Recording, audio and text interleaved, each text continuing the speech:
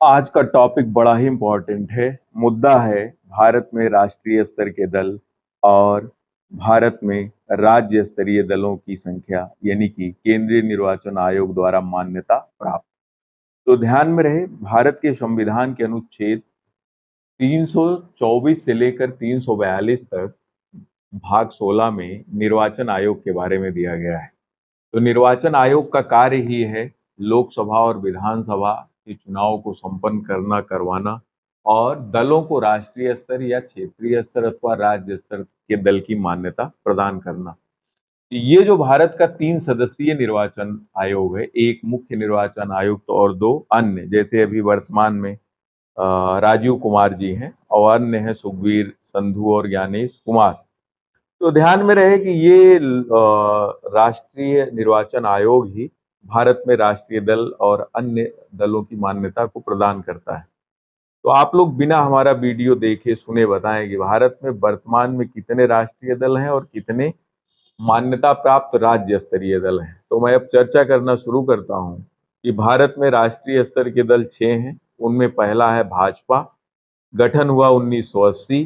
चुनाव निशान कमल का फूल। संस्थापक अटल बिहारी और लाल कृष्ण आडवाणी। अटल बिहारी वाजपेयी और लाल कृष्ण आडवाणी ने मिलकर भाजपा का गठन किया 1980 में।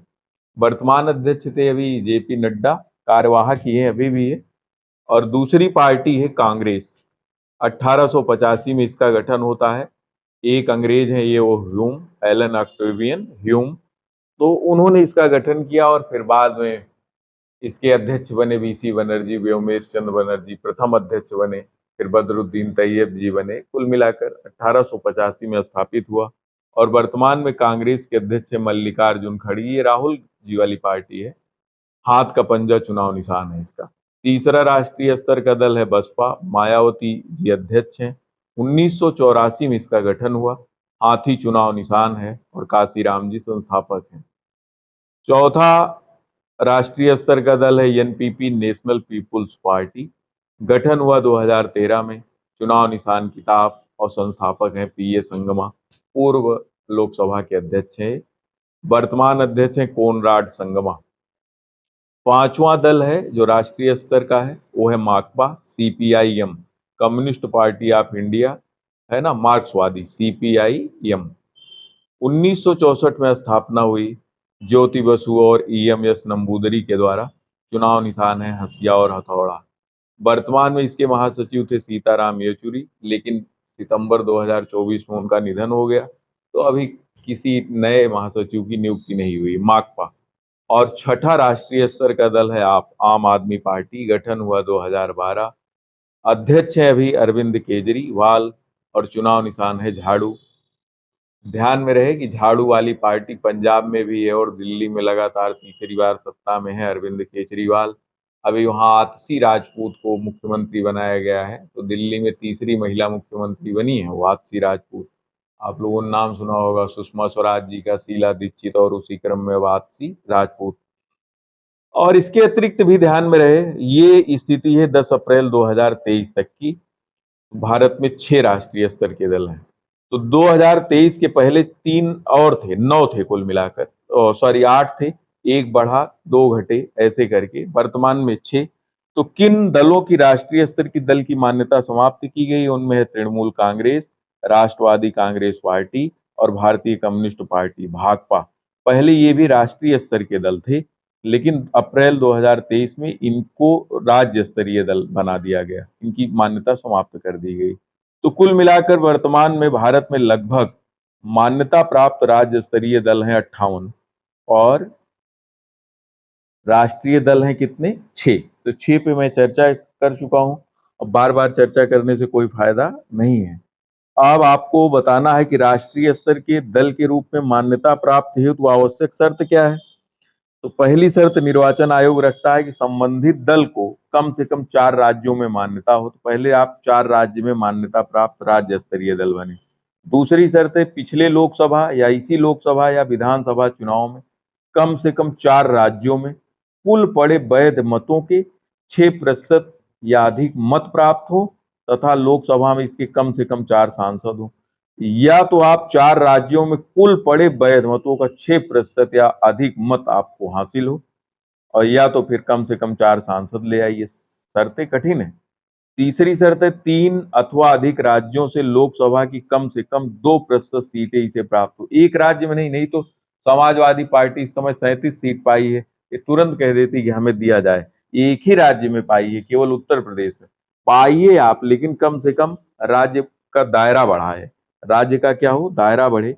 अब ध्यान में रहे, इसके अतिरिक्त भी निर्वाचन आयोग करता क्या है, ये मताधिकार का अधिकार हर नागरिक को भारत के प्रदान करता है। तो उसमें है कि अनुच्छेद 326 कहता है कि 18 वर्ष से अधिक आयु का हर भारतीय मताधिकार का अधिकारी होगा, यानी कि मत देने का अधिकारी। उसके पहले 21 वर्ष की आयु सीमा थी, लेकिन राजीव जी ने 61वां संविधान संशोधन करवाया 1989 में, फिर आयु सीमा घटाकर 21 वर्ष से कितनी कर दी गई, 18।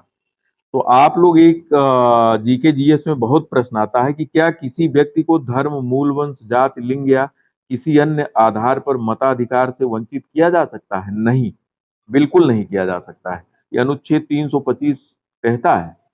और विधानमंडलों के लिए निर्वाचन, लोकसभा का निर्वाचन, राष्ट्रपति का निर्वाचन, उपराष्ट्रपति का निर्वाचन, सब का निर्वाचन का उत्तरदायित्व केंद्रीय निर्वाचन आयोग पर ही है, जिसके अभी केंद्रीय निर्वाचन आयुक्त जो सीईसी है, मुख्य निर्वाचन आयुक्त, वो है राजीव कुमार। तो आप कमेंट में बताएंगे कि भारत का पहला मुख्य निर्वाचन आयुक्त कौन था, सुकुमार सेन थे कि कुमार सेन थे?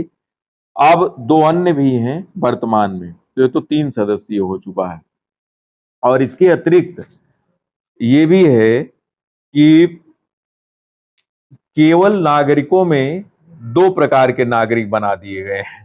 एक राष्ट्रीय, जैसे अनुसूचित जाति आयोग, तो अनुच्छेद 338 के तहत राष्ट्रीय अनुसूचित जनजाति आयोग, अनुच्छेद 339।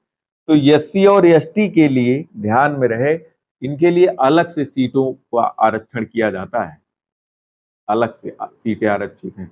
राज्यों में भी इनका आरक्षण दिया गया है, एससी एसटी, और यहाँ पर संसद में भी। तो लोकसभा में भी सीटें आरक्षित हैं, केंद्रीय इधर भी दी गई है, विधानसभाओं में भी। तो ये नहीं है, भारत में समानता का अधिकार तो हम कह सकते हैं कि कुल मिलाकर अलग अलग जातियों के लिए, अलग अलग वर्गों के लिए किया गया है।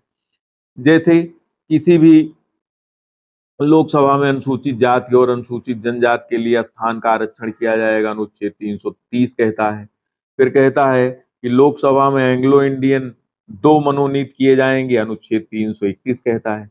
राज्य की विधानसभाओं में अनुसूचित जनजातियों के लिए स्थानों का आरक्षण होगा, अनुच्छेद 332 कहता है। और राज्यों की विधानसभाओं में एंग्लो इंडियन के एक सदस्य का नाम राज्यपाल निर्देशित करता है, अनुच्छेद 333। तो कुल मिलाकर ये बड़ा ही इंपॉर्टेंट टॉपिक है। भारत में राष्ट्रीय स्तर के दल और राज्य स्तरीय दल, टॉपिक जैसा भी लगा होगा कमेंट करिए, बताइए। नमस्कार।